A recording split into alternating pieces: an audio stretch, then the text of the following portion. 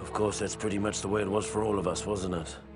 All that breeding, all those years of training, it doesn't really prepare you for all the screaming or the blood, does it? Frankly, I'm still amazed we ever made it through the first hour. Never mind the first day. Incredibly, the 501st survived the crucible of Geonosis, emerging battle-hardened and ready for whatever the war would throw at us. In the waning months of the Clone Wars, the 501st faced missions critical to the agenda of Chancellor Palpatine. When we arrived at the bombed-out ruins of Megiddo, our Jedi commander believed we had been sent to take out a droid energy collector. What Ki-Adi-Mundi didn't know, however, was that our unit of the 501st was really after an experimental Megiddan power source that the Chancellor wanted for his super laser. Keeping Mundi in the dark wasn't easy. The Jedi had become increasingly wary of the Chancellor's doings, and were on the lookout for the slightest hint of treachery. Just like the rest of them, though, he never caught whiff of what was really going on until it was far too late. The success of the mission on Megiddo was something of a revelation for the men of the 501st. Suddenly, we realized that the Jedi could be fooled. And if they could be fooled, they could be killed. As the Clone Wars progressed, more and more ground-based legions found themselves pressed into space combat, including the fighting forces of the 501st. For months, every hour of our downtime was spent in the simulator, preparing for the time we would face our enemies from the cockpit of a 170. Finally, the day came to earn our wings. The CIS had staged a daring kidnapping of Chancellor Palpatine and was being escorted from Coruscant by a fleet of separatist ships. With only a few veteran pilots on planet, many of the 501st were pressed into service to drive off the Seps and buy time for a pair of Jedi Knights to rescue the Chancellor. After disabling the final capital ship, General Kenobi and Skywalker took advantage of the opportunity we'd created and rescued the Chancellor. Took all the credit, too. It's been said that the 501st got the best of the war. We also got the worst. On Felucia, the Seps dug their metal heels into the muck of that alien hellhole and dared the Republic to come in after them. So we did, only to be met with the month after month of flesh-eating diseases, shrieking nocturnal predators, and other sights that haunt me to this day. Cut off and for all we knew, abandoned by our superiors. Our only hope was Aayla Secura, our Jedi commander. Without her iron will, none of us would have come out of that mess with our sanity or our lives. When her death came, I hope it was quick. She earned that much. When the 501st was finally rotated out of Felucia, Aayla Secura made a point of seeing us off personally, calling us the bravest soldiers she had ever seen. It's a good thing we were wearing helmets, because none of us could bear to look her in the eye.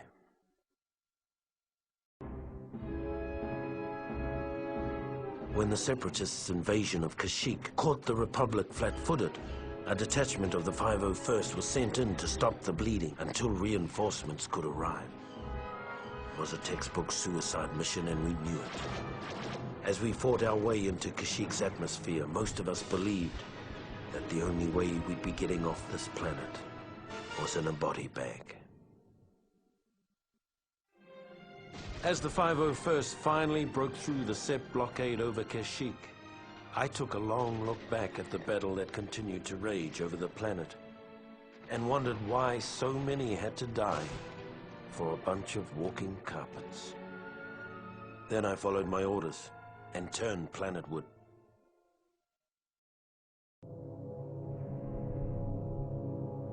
When we arrived on Kashyyyk, things were just as bad as we feared. The droids had us outgunned, outmaneuvered, and outmanned by a 5-to-1 margin. What none of us had counted on was the Wookiees. We'd all heard the stories, of course, but we'd never fought next to them. Never seen them rip apart a droid with their bare hands. They were magnificent. Even so, it was still a suicide mission. At least it was until Master Yoda arrived. Then it became a battle. A winnable battle.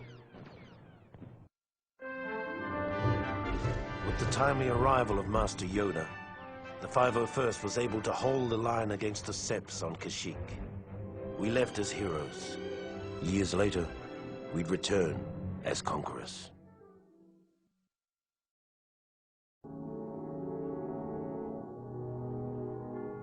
In our bones, we knew the war was almost over. The galaxy held its breath, waiting to see which side would make the final, daring move. As fortune would have it, the Republic moved first. After the Chancellor informed the Jedi Council that General Grievous and the Sep leaders were hiding on Utapau, General Kenobi gathered an army large enough to capture 3 star systems. When the orders reached the 501st, our morale soared. For better or worse, this would be the beginning of the end. With the death of General Grievous at the hands of General Kenobi, the Utapau raid had broken the back of the Separatists. Under normal circumstances, it would have been a time for celebration. But our next orders put paid to those thoughts.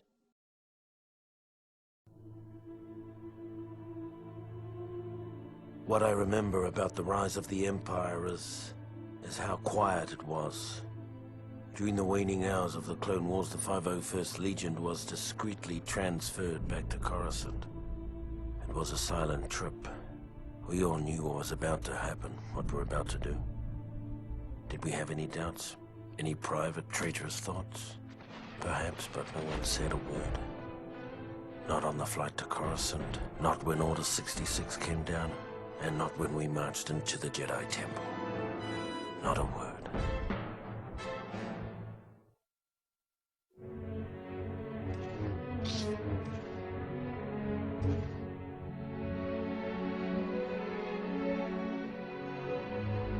With the fall of Coruscant and the elimination of the traitorous Jedi, Palpatine's rise to power was complete.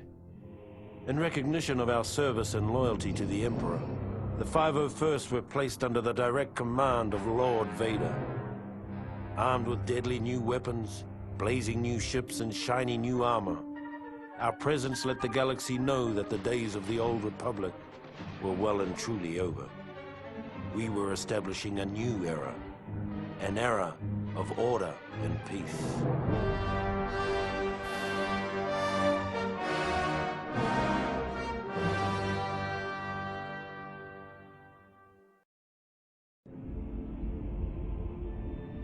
During the rise of the Empire, the Emperor's home planet of Naboo rapidly established itself as a major irritant.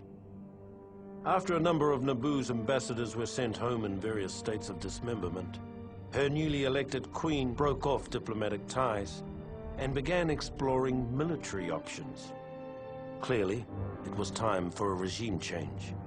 A change that would be effected by the 501st, now under the direct command of Darth Vader. Our orders were simple: to infiltrate the city, take out their leader, sending a clear signal to other potential troublemakers in the Empire. With the Queen eliminated, Naboo quickly fell in line. It was the first time the 501st was called upon to adjust a planet's government. But it wouldn't be the last. Within months, the 501st gained a well-deserved reputation as Vader's fist.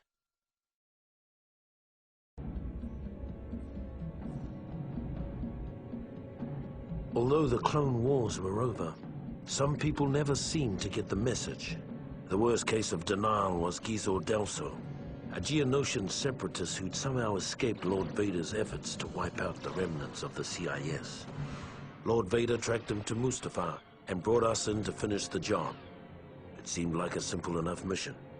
But when we saw the fleet of droid ships hovering over the planet, we suddenly realized that Delso's denial mechanisms were a little more dangerous than we'd imagined.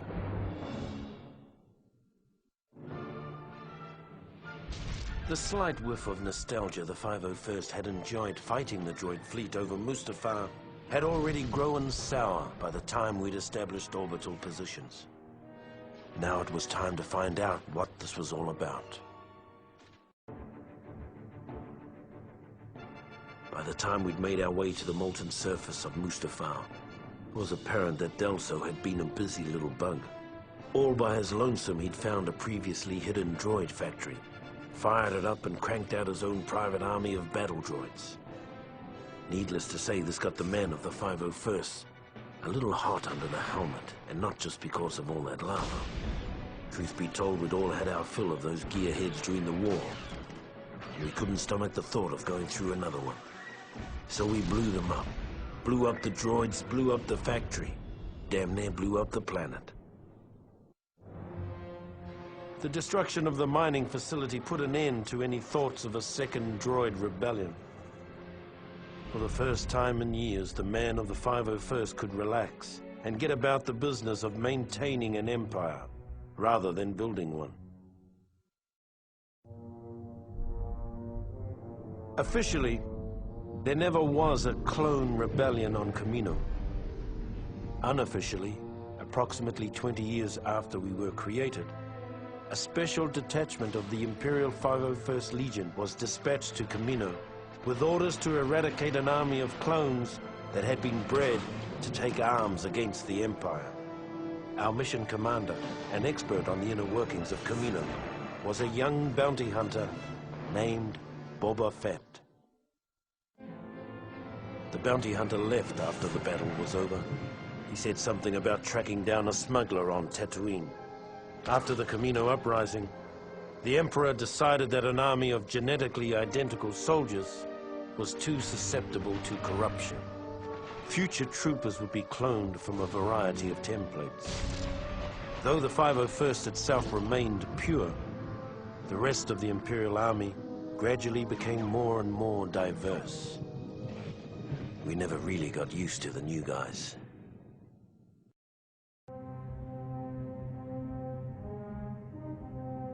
Once it was finally finished, the Death Star was the Emperor's favorite toy. It was also the most boring assignment in the galaxy for a stormtrooper. Tedious inspection drills, endless hours of guarding impregnable force field generators.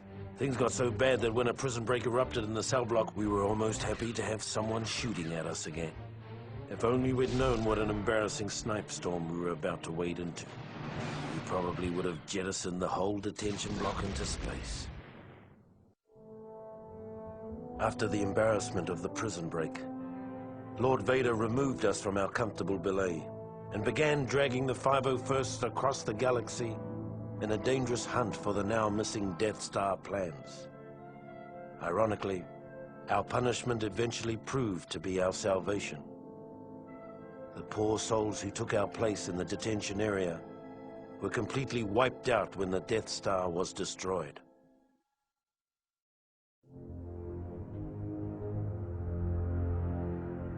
By the time of the raid on Polis Massa, the men of the 501st were starting to get a little sick of this so-called rebellion. In the past, we'd secretly enjoyed putting down a local insurrection or two.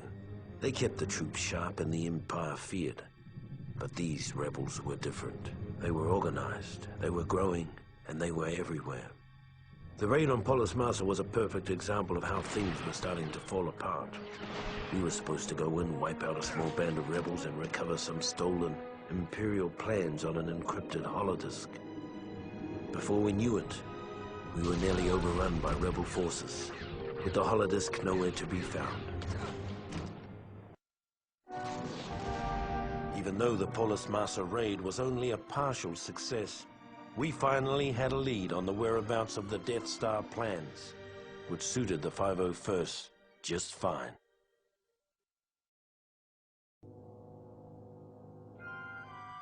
With the information gathered on Polis